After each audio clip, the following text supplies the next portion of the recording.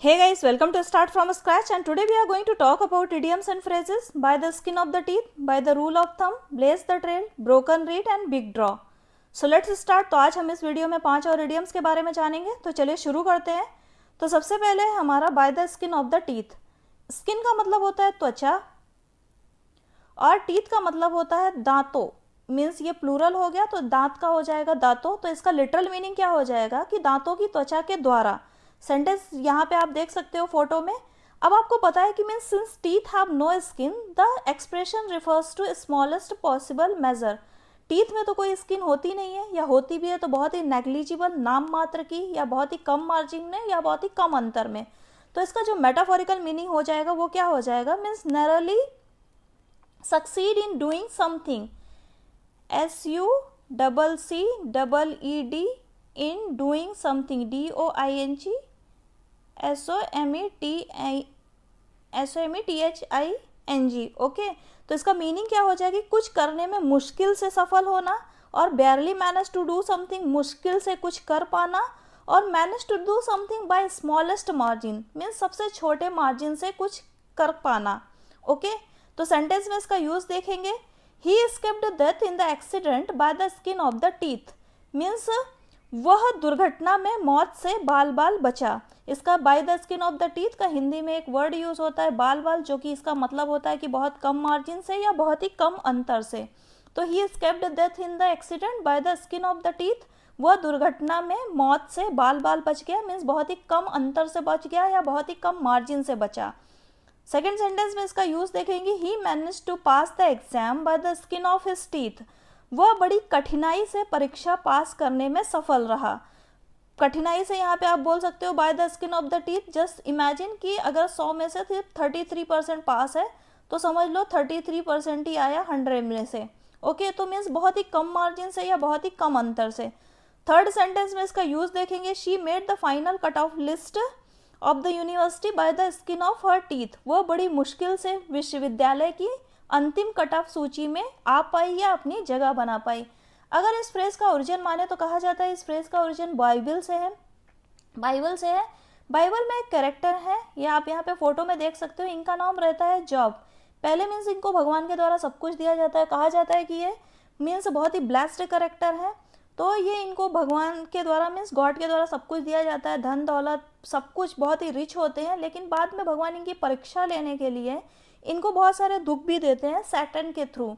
तो क्या होता है लास्ट में, सैटर्न सब कुछ इनका लेने के बाद में, धन दौलत सब कुछ लेने के बाद में इनके ऊपर एक डिसीज छोड़ देता है, जो कि एक फ्लैश ईटिंग डिसीज रहती है, जो कि मैं शरीर का मांस खा जाती है पूरा का पूरा. तो लास्ट में ये क्या बोलते हैं, my bone cleave to my skin and to my flesh and I am escaped with the skin of my teeth. My bone cleave to my skin and to my flesh and I am escaped with the skin of my teeth. ये बोलते हैं कि मेरी हड्डियां मेरी त्वचा और मांस के साथ चिपक गई हैं और मैं बस अपने दांतों की त्वचा के साथ बच गया हूँ. यहाँ पे दांतों की त्वचा का मतलब क्या है कि मीन्स स्किन नाम का कुछ है ही नहीं, दांत में तो कुछ त्वचा होती ही नहीं है, तो स्किन नाम का कुछ है ही नहीं, मीन्स मैं हड्डियों का ढांचा बन करके रह गया हूँ. इनका कहने का मतलब यह था. क्लीव मीन्स होता है चिपकना. तो आपको समझ में आ गया कि मीन्स इस फ्रेज का ओरिजिन किस तरीके से, means by the skin of the teeth means हड्डियों का ढांचा, क्योंकि जो डिसीज थी फ्लैश ईटिंग वो तो शरीर का सारा मांस खा चुकी थी. आप देख सकते हो ये सब शोर है इनके बॉडी में, पूरे बॉडी में आगे पीछे. समझ में आ गया bye the skin of the teeth का मतलब. नेक्स्ट देखेंगे. नेक्स्ट है हमारा by the rule of the thumb. Rule मतलब होता है नियम, और थंब मीन्स क्या होता है, अंगूठा, जैसे कि आप यहाँ पे फोटो में देख सकते हो. तो कहा जाता है कि इस फ्रेज का ओरिजिन या इस इडियम का ओरिजिन डोमेस्टिक वायलेंस से माना जाता है. DOMESTICEVIOLENCE मीन्स डोमेस्टिक वायलेंस से. अब यहाँ पे देखो एक अंगूठे का निशान है, तो इसी के पीछे एक स्टोरी भी है. जैसे कि डोमेस्टिक वायलेंस मैंने बोला, तो यहाँ पे देखो आप एक कार्टून, एक सैटारिकल कार्टून या कैरिकेचर आप बोल सकते हो. तो कहा जाता है कि इंग्लिश में एक लॉ था, उनके अकॉर्डिंग क्या था कि मीन्स बोला जाता है ऐसे कि इंग्लिश में एक लॉ था कि जो कि मैन को अलाउ करते थे कि वो अपनी वाइफ को पीट सकते हैं, बट उस स्टिक से जो कि सिर्फ आपकी अंगूठे की थिकनेस के बराबर है। जैसे कि आप यहाँ पे देखो इतनी थिकनेस के बराबर है, तो 1 इंच माना जाता था कि अंगूठे की जो थिकनेस है, तो यहाँ पे 1 इंच दिया गया, तो उससे आप अपनी वाइफ को मतलब पीट सकते थे। ऐसा लॉ इंग्लैंड में था। अब ये था कि नहीं था इसके कोई पुख्ता सबूत नहीं है, बट यहाँ पे एक कैरिकेचर है, इसका एक कार्टून है, तो आप यहाँ पे देख सकते हो ये जेम्स गिलरे ने बनाया था। और ये किसका कैरिकेचर है? कहा जाता है कि ये जो रूल था उसको सर फ्रांसिस बुलर ने, ये जो है इनका कैरिकेचर आप देख रहे हो कि ये स्टिक्स लेकर के, मीन्स इनके हाथ में बंडल ऑफ स्टिक्स हैं, तो ये सर फ्रांसिस बुलर ये जज थे और कहा जाता है कि इन्होंने ये रूल लगाया था। तो उसके बाद में मिस जेम्स गिलरे ने क्या किया था, एक सैटारिकल कार्टून पब्लिश किया था, उसमें ये दिखाया हुआ है कि बुलर ने बंडल ऑफ स्टिक्स पकड़ा हुआ है और यहाँ पे आप देख सकते हो कि जो एक मैन है ये स्टिक्स से लेकर के अपनी वाइफ को पीट रहा है, मीन्स वो वुमन भागती हुई नजर आ रही है। और इसका कैप्शन क्या था कि means thumb stick for family correction warranted lawful, means thumb sticks family के करेक्शन के लिए, परिवार के को सुधारने के लिए, परिवार के करेक्शन के लिए वारंटेड लॉफुल। बट ये रियल में ऐसा कोई लॉ था कि नहीं था, इसका कोई भी पुख्ता सबूत नहीं मिलता है, तो हम नहीं कह सकते कि ऐसा कोई लॉ था या नहीं था। ओके, बट ये स्टोरी इस फ्रेज से एसोसिएटेड है। तो by the rule of thumb का मतलब क्या होता है, जो मेटाफोरिकल मीनिंग क्या होता है, अकॉर्डिंग टू प्रैक्टिकल एक्सपीरियंस, जो कि मीन्स व्यवहारिक अनुभवों पर आधारित है या जो एग्जैक्ट मेजरमेंट पे आधारित नहीं है। बोला जा सकता है कि ये शायद उन सब नियमों से आया हो, जैसे कि अंगूठों का, हम कुछ भी बहुत सारे वेज रहते हैं जिसमें हम अंगूठों का अनुमान के जैसा यूज़ करते हैं, कुछ भी अनुमान करने के लिए हम अंगूठों का यूज़ करते हैं, means refers one of the numerous ways that thumbs have been used to estimate things, चीज़ों का अनुमान लगाने के लिए मे बी अंगूठों का जहाँ जहाँ पे यूज़ किया जाता हो, तो उससे बोला जा सकता है कि इसका मीन्स ये ओरिजिन आया है, या इसका जो ये फ्रेज है इसका ओरिजिन हुआ है। ओके, तो सेंटेंस में इसका यूज देखेंगे, in older times business was run by the rule of thumb, means पुराने जमाने में जो बिजनेस था वो अंगूठों के नियम के द्वारा या व्यवहारिक अनुभवों के अनुसार चलाया जाता था। मीनिंग क्या हो जाएगा इसका, पुराने समय में व्यापार अंगूठों के नियम पर आधारित था। ओके, या अंगूठों के नियम से चलाया जाता था।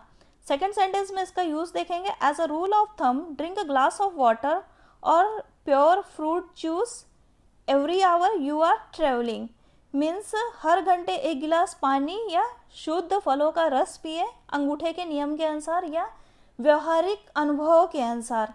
तो इसका मीनिंग क्या हो जाएगा, according to practical experience, means व्यवहारिक अनुभवों के अनुसार जो कि एग्जैक्ट मेजरमेंट पर नहीं आधारित है, जो विज्ञान के नियमों पर या विज्ञान के सटीक नियमों पर नहीं आधारित है। समझ में आ गया इसका मीनिंग। नेक्स्ट देखते हैं। नेक्स्ट है हमारा blaze the trail. Trail means होता है निशान और ब्लेज मीन्स होता है जलना, यहाँ पे बर्निंग बोल सकते हैं। तो ब्लेज का मतलब एक तरीके की ज्वाला रहती है, ज्वाला या आग। ओके, तो यहाँ पे जैसे आप फोटो में देख सकते हो, तो ज्वाला या आग, और ट्रेल का मतलब होता है निशान या चिन्ह, तो मतलब निशान फोड़ना। इसका लिटरल मीनिंग क्या हो जाएगा, निशान फोड़ना या निशान छोड़ जाना। ओके, तो इसका जो मेटाफोरिकल मीनिंग क्या होगा, means find a new path और मेथड, मीन्स कुछ ऐसा नया रास्ता ढूंढना या ऐसा तरीका ढूंढना, और to be the first to do something, कुछ ऐसा करना जो किसी ने नहीं किया हो या सबसे पहले होना कुछ भी करने के लिए, और to lead the way means lead करना, टू सेट अ ट्रेंड किसी प्रकार का सेट ट्रेंड करना, और to do something that was never done before, means कुछ ऐसा कर जाना लाइफ में जो कि पहले कभी नहीं किया गया हो। ओके, तो यहाँ पे आप देख सकते हो कई सारी फोटोज़ हैं जिसमें कि आप देखोगे ये मैन जा रहा है तो इसने अपने पीछे एक रास्ता छोड़ गया है। यहाँ पे आप देखोगे कई लोगों में इसने पहल की हुई है। ओके, तो इसका मीनिंग क्या हो जाता है, to start a movement means आंदोलन शुरू करना। इसका मीनिंग क्या होगा, आंदोलन शुरू करना, ये इसका मेटाफोरिकल मीनिंग होगा। जैसे कि आप यहाँ पे देखोगे एक ये माचिस की तीली है, ये पहले जल रही है, तो ये जलने के बाद में दूसरों को मीन्स सपोर्ट कर रही है, तो कुछ ऐसा कर जाना कि लोग आपको फॉलो करें, कुछ ऐसे निशान छोड़ जाना। ब्लेज द ट्रेल का मतलब समझ में आ गया। सेंटेंस में इसका यूज देखेंगे, Surendra Nath Banerjee blaze the trail of Indian national movement. जो सुरेंद्र नाथ बनर्जी थे, सुरेंद्र नाथ बनर्जी ने भारतीय राष्ट्रीय आंदोलन का मार्ग प्रशस्त किया। ओके, या भारतीय राष्ट्रीय आंदोलन का मार्ग लोगों को दिखाया, जो कि मीन्स लोग उसको फॉलो कर सकें। सेकेंड सेंटेंस में इसका यूज देखेंगे, Bhagat Singh blaze the trail of Indian national movement in Punjab youths. Bhagat Singh ने पंजाब के नौजवानों में भारतीय राष्ट्रीय आंदोलन का बिगुल फूंका या उन्हें उस राह पर चलने को मजबूर किया, या मीन्स खुद उनके लिए एक पायोनियर बने, means a great pioneer who blazed a trail for others to follow. एक महान पथ प्रदर्शक जिससे दूसरे फॉलो कर सके या उनके पीछे चल सके। ओके, जैसे कि आप सेंटेंस में देखो, यहाँ पे आप इस फोटो में देखो कोई रास्ता नहीं है, बट आप खुद से रास्ता बना करके आगे जाओ और इस रास्ते को दूसरा कोई फॉलो कर सके।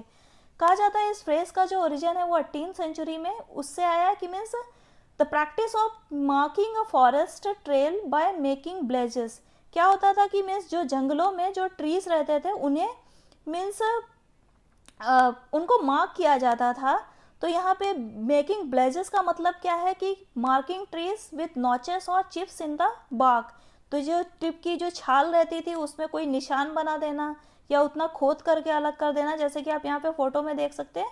तो इसका ओरिजिन वहाँ से माना जाता है। ओके, कि मीन्स जंगल में ये जो ट्रीज रहते थे उसमें जो निशान बनाए जाते थे, the practice of making a forest trail by making blazes, तो वहाँ से ये मीन्स आया है ब्लेज द ट्रेल, इसका ओरिजिन वहाँ से माना जाता है।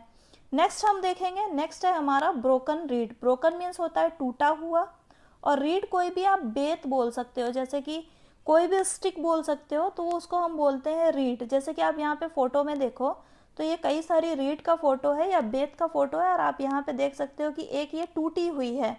तो ब्रोकन रीड का मतलब क्या हो जाएगा, means support that failed, means ऐसा सपोर्ट जो विफल हो गया, मीन्स टूटी हुई बेत या टूटी हुई ईख, और समर्थन जो विफल रहा। सपोर्ट का मतलब क्या होता है समर्थन, फेल्ड का मतलब होता है विफल, जो सफल नहीं रहा विफल रहा, तो समर्थन जो विफल रहा। ओके, सेंटेंस में इसका यूज देखेंगे, when he needed help his friend proved a broken read, means जब उन्हें या जब उसे मदद की ज़रूरत थी तो उसके जो दोस्त थे एक टूटी हुई बेत के जैसे साबित हुए। I thought I could count on my best friend for support during this difficult time, but she proved to be a broken reed and never returned my calls. मुझे लगा कि मैं इस कठिन समय में समर्थन के लिए अपने सबसे अच्छे दोस्त पर भरोसा कर सकता हूँ, लेकिन वह एक टूटी हुई रीड साबित हुई, या और उसने मेरी कॉल का कभी जवाब नहीं दिया। ओके, तो सपोर्ट दैट फील्ड मतलब जो कि समर्थन है, ये उन व्यक्तियों के लिए यूज होता है मीन्स जो इनएफेक्चुअल पर्सन है, जो अनरिलायबल सपोर्ट है, समय पे काम नहीं आते। कहा जाता है कि ये इसका भी जो ओरिजिन है ब्रोकन रीड, इसका भी जो ओरिजिन है वो बाइबल से माना जाता है। बाइबल में एक फ्रेज है LOTHOU, low doubt TRUSTEST, trusted in the staff STAFF of this broken reed. तो कहा जाता है सबसे पहले इसका यूज बाइबल में हुआ था। ये फ्रेज है कि means lo thou trusted in the staff of this broken reed. तो ये ओल्ड इंग्लिश में लिखा है, दाउ मीन्स होता है यू, ट्रस्टेड मीन्स होता है trusted in the staff of the broken read, means तुमने ब्रोकन रीड पे ट्रस्ट किया। तो इसका भी ओरिजिन ये बाइबल से माना जाता है। ये फ्रेज बाइबल में सबसे पहले मिलता है। यहाँ पे भी आप देख सकते हो ब्रोकन रीड, इसका मतलब क्या है कि सपोर्ट दैट फेल्ड, मीन्स जब आपको ज़रूरत थी तब आपको कोई सपोर्ट नहीं मिला, या जो समर्थन था वो विफल रहा। ओके, मीन्स जब जलना है किसी भी चीज़ को, मोमबत्ती को, तो मोमबत्ती बुझ गई है, रोशनी है ही नहीं। तो ये सारी जो इमेज है आप इस फ्रेज से रिलेट करके देख सकते हो। या आप और भी चीज़ देखो कि बहुत सारे म्यूजिकल इंस्ट्रूमेंट होते हैं जो रीड उनका बेस रहता है, मीन्स रीड के बिना बजते नहीं है। तो अगर रीड ही टूट जाए तो वो म्यूजिकल इंस्ट्रूमेंट बचेंगे नहीं, तो वो उनका सपोर्ट रहता है जो कि फेल हो गया। समझ में आया? नेक्स्ट हम देखेंगे, नेक्स्ट है हमारा बिग ड्रॉ। अब ड्रॉ का मतलब होता है खींचना या कुछ लिखना या चलाना। ओके, या लाइन खींचना या लकीरें खींचना। तो जो ड्रॉ का मतलब क्या होता है, to make a picture of something or someone with a pencil or a pen. जैसे कि आप इस इमोजी में देख सकते हो, ये कुछ पिक्चर बना रहा है या कुछ खींच रहा है। ये इसका फर्स्ट मीनिंग हो गया। इसका सेकेंड मीनिंग क्या होता है, खींचना मीन्स अटेंशन, मीन्स अट्रैक्ट करना किसी को। जैसे कि इस सेंटेंस में अगर आप इसका यूज देखो, he is an excellent speaker who always draws a crowd, means वह बहुत एक उत्कृष्ट वक्ता है जो हमेशा भीड़ खींचता है। क्राउड का मतलब क्या होता है, भीड़ या लोगों को। तो यहाँ पे खींचने का मतलब क्या है, अट्रैक्ट करना। ओके, तो यहाँ पे इसका जो सेकंड मीनिंग क्या है, अट्रैक्शन या अट्रैक्ट करना। तो बिग ड्रॉ का मतलब क्या हो जाएगा, metaphorical meaning, a huge attraction means एक बड़ा आकर्षण। ह्यूज मीन्स होता है बड़ा, और अट्रैक्शन मीन्स क्या होता है, आकर्षण। तो इसका मीनिंग क्या हो जाएगा, एक बड़ा आकर्षण। सेंटेंस में इसका यूज देखेंगे, the match between India and Pakistan is always a big draw. Bharat और पाकिस्तान के बीच मैच हमेशा एक बड़ा आकर्षण होता है। समझ में आ गया। बिग ड्रॉ मतलब जो आपको अपनी ओर आकर्षित कर सकता है, वो कोई भी चीज़ हो सकती है। ऑनलाइन ट्रेडिंग हो गया, कोई मॉन्यूमेंट्स हो गया, हिस्टोरिकल मॉन्यूमेंट्स जैसे कि ताजमहल है, बुर्ज खलीफा है, ये दुबई में एक गार्डन है। तो आप इस तरह की कई चीज़ें हो सकती है, मीन्स जो आपको अट्रैक्शन करती है, उसके लिए हम वर्ड यूज़ करते हैं, मीन्स बिग ड्रॉ। समझ में आ गया। तो आज के वीडियो में इतना ही। Thanks for watching. If you find the video useful, please like, subscribe and share. Have a great day.